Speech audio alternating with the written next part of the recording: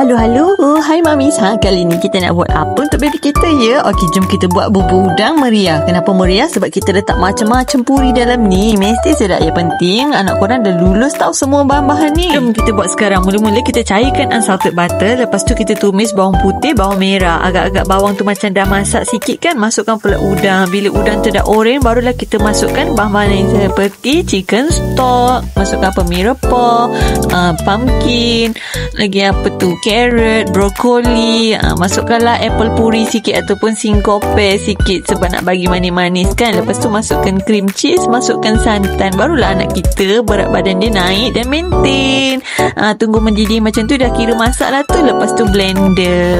Lepas tu campurkanlah dengan nasi. Kalau korang nak masuk bubur nasi dulu pun tak ada masalah. Aira lagi suka buat macam ni. Masak asing lagi senang nak sup.